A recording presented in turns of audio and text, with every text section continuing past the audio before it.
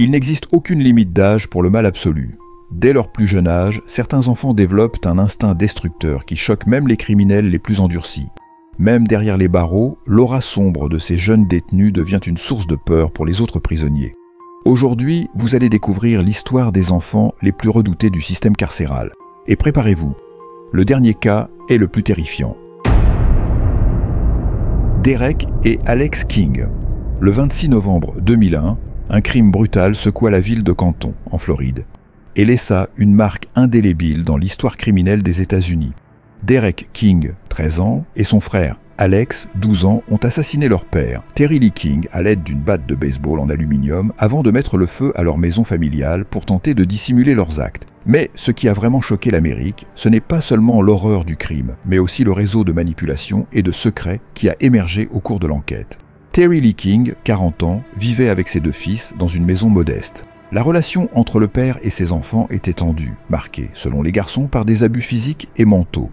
Derek et Alex affirmèrent que la violence qu'ils subissaient les avait poussés à commettre l'irréparable. Cette nuit-là, ils ont décidé d'en finir avec ce qu'ils décrivaient comme une vie de souffrance. Munis d'une batte de baseball, ils ont frappé leur père pendant qu'il dormait. L'attaque fut si brutale que Terry mourut sur place. Ensuite, ils mirent le feu à la maison pour détruire les preuves. Mais l'incendie attira rapidement l'attention des autorités. Au cours de l'enquête, un troisième personnage fit son apparition, Ricky Chavis. Ami de la famille, Chavis avait un passé controversé. Il hébergea les deux frères dans sa caravane après le meurtre, les aida à laver leurs vêtements ensanglantés et fut accusé d'avoir manipulé les garçons. Même s'il nia toute implication directe dans le crime, sa relation étroite avec les enfants souleva des soupçons inquiétants. Il était connu pour passer beaucoup de temps avec des mineurs, ce qui jeta une lumière encore plus sombre sur ses intentions. Quand la police arriva sur les lieux du drame, la scène était apocalyptique. La maison était en ruine, et le corps de Terry King fut retrouvé parmi les décombres. Les preuves désignèrent rapidement les deux garçons comme les principaux suspects, surtout après que des témoins les aient été vus quitter les lieux juste avant l'incendie. Les autorités les retrouvèrent cachés dans le mobile home de Chavis, quelques jours plus tard. Lors de l'interrogatoire, leurs déclarations se contredisaient, oscillant entre confession et accusation envers Chavis. Ces changements dans leur version des faits nourrirent les doutes sur les vraies raisons du meurtre et sur le rôle réel de Chavis. L'affaire King devint rapidement l'un des procès les plus suivis du pays. Le parquet les décrivait comme des adolescents dangereux, auteurs d'un acte prémédité de violence extrême. La défense, elle, plaidait qu'ils étaient en des victimes, poussés à bout par les abus et la manipulation d'un adulte. Quant au procès de Ricky Chavis, ce fut un véritable spectacle médiatique. Accusé de complicité et de manipulation, il fut pourtant acquitté, faute de preuves concrètes. Mais de nombreuses questions restèrent sans réponse. Les frères, eux, connurent un sort différent. Condamnés d'abord pour homicide au second degré, leur peine fut annulée à cause d'irrégularités dans le procès. Pour éviter un nouveau procès long et traumatisant, Derek et Alex acceptèrent un accord de plaidoyer, se déclarant coupables d'homicide au troisième degré. Derek fut condamné à 8 ans de prison, Alex à 7 ans. La communauté de Cantonment fut profondément choquée par ce drame. Terry King, bien que décrit comme réservé, était considéré comme un père dévoué.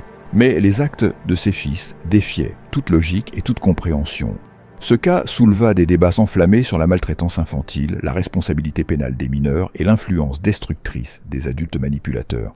Les médias jouèrent un rôle central, transformant les frères King en figures controversées. Certains les voyaient comme des enfants brisés par le système, d'autres comme des meurtriers sans âme. Des livres et documentaires furent consacrés à l'affaire, notamment La perversion de la justice, Tragédie et Innocence, trahis dans le Sud, qui affirmait que les garçons étaient innocents et que le système les avait broyés. En prison, Derek et Alex vécurent des expériences traumatisantes. Leur notoriété les rendait vulnérables face aux autres détenus, et leur jeune âge en faisait des proies faciles dans cet environnement brutal. Après avoir purgé leur peine, ils tentèrent de reconstruire leur vie, loin des projecteurs. Mais le poids du passé continuait de les hanter, compliquant leur réinsertion dans la société. Le meurtre de Terry King par ses propres fils reste l'un des cas les plus troublants de l'histoire criminelle américaine. Il mit en lumière les complexités familiales, les failles du système de protection de l'enfance et l'immense fragilité humaine. Même des années plus tard, cette histoire continue de résonner comme un avertissement sinistre. Certaines tragédies ont des racines profondes, douloureuses et inévitables. Jamarion Lawhorn. En août 2014, le monde fut choqué par un crime brutal commis par Jamarion Lawhorn, un garçon de seulement 12 ans dans un parc de la paisible ville de Kentwood, dans le Michigan. Jamarion s'en prit violemment à Connor Verkerk, un enfant de 9 ans, qu'il poignarda à mort dans un acte qui semblait, à première vue, dénué de tout motif rationnel. Mais cette affaire devint rapidement un symbole national, soulevant des débats profonds sur la santé mentale, la responsabilité pénale des mineurs et la manière dont le système carcéral façonne les individus. Une enfance ravagée. Jamarion Lawhorn grandit dans un environnement dominé par la violence et la négligence. Les rapports d'enquête ont révélé qu'il était fréquemment battu par ses parents et qu'il vivait dans des conditions insalubres, sans affection ni stabilité. Ce cycle d'abus incessants forgea un enfant brisé, consumé par la douleur, le ressentiment et une absence totale d'espoir. Le jour du drame, Jamarion apporta un couteau au parc avec une intention initiale glaçante, mettre fin à ses jours. Mais dans un moment de confusion émotionnelle, sa rage et son désespoir se retournèrent vers Connor, qui jouait paisiblement au parc. Dans un acte de violence incompréhensible, Jamarion l'attaqua et le poignarda à plusieurs reprises, mettant fin à sa vie.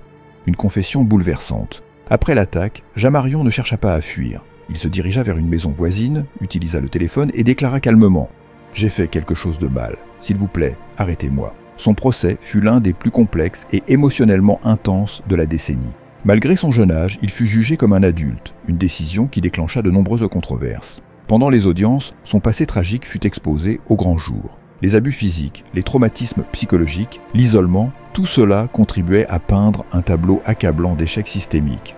Il fut reconnu coupable de meurtre au second degré et envoyé dans un centre de détention pour mineurs, avec la menace d'être transféré dans une prison pour adultes à 21 ans s'il ne montrait aucun signe de réhabilitation. Une transformation effrayante.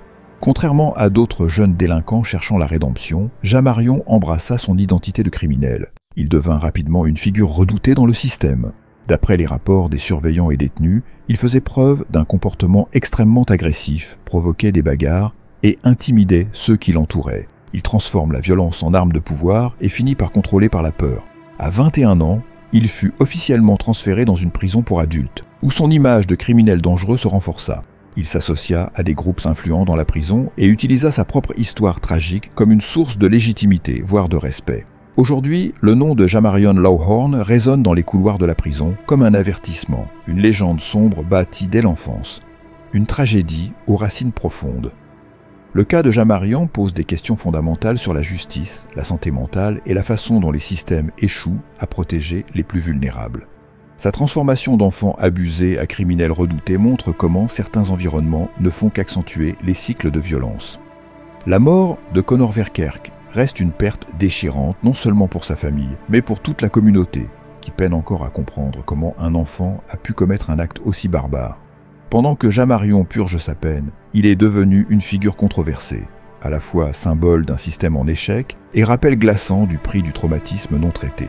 Avant de passer au cas le plus choquant de cette liste, abonnez-vous à la chaîne si vous êtes resté jusqu'ici. Cela nous aide à vous apporter encore plus d'histoires puissantes comme celle-ci. Et maintenant, place à l'affaire la plus glaçante de toutes.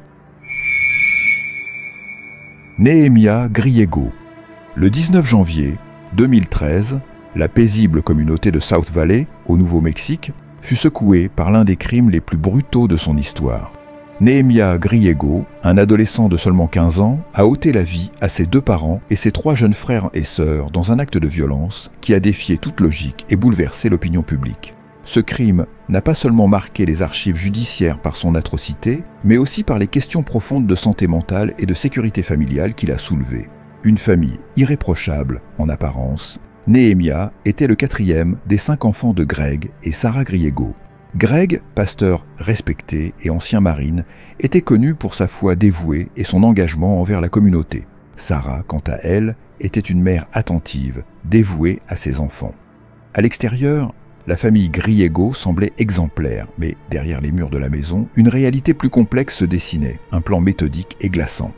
Dans la nuit du drame, Nehemiah utilisa un fusil d'assaut AR-15 pour tuer sa mère Sarah pendant son sommeil. Il poursuivit ensuite avec ses 3 jeunes frères et sœurs. Zéphania, 9 ans, Jaël, 5 ans, Angelina, 2 ans. Puis il attendit le retour de son père, Greg, pour l'abattre à son tour.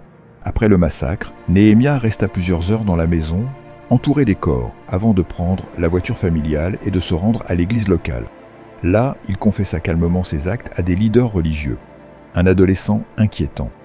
Décrit comme introverti et solitaire, Nehemia présentait, selon plusieurs témoignages, des comportements préoccupants.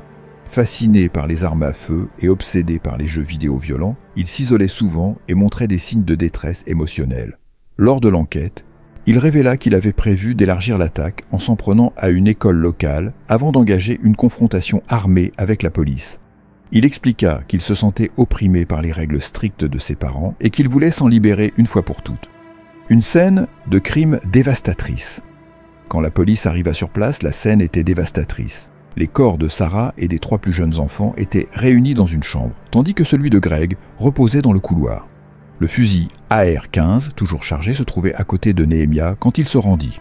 Il confessa les meurtres, sans la moindre hésitation, décrivant chaque étape du crime avec précision, ce qui glaça les enquêteurs. Un procès controversé. L'affaire Griego fut l'une des plus controversées du Nouveau-Mexique. Initialement, Nehemia plaida non coupable pour cause d'aliénation mentale, ses avocats affirmant qu'il souffrait de troubles psychiatriques sévères, notamment de schizophrénie. Cependant, une évaluation psychiatrique conclut qu'il était apte à être jugé, malgré son âge. Dans un premier temps, le procès fut instruit dans le tribunal pour mineurs. Nehemia fut condamné à 30 ans de prison, avec une possibilité de libération conditionnelle à 21 ans, si des progrès en réhabilitation étaient reconstatés. Mais cette sentence provoqua une vague d'indignation dans la communauté, jugée trop clémente au regard de l'atrocité du crime. Une révision judiciaire décisive. En 2016, un tribunal reconsidéra la décision.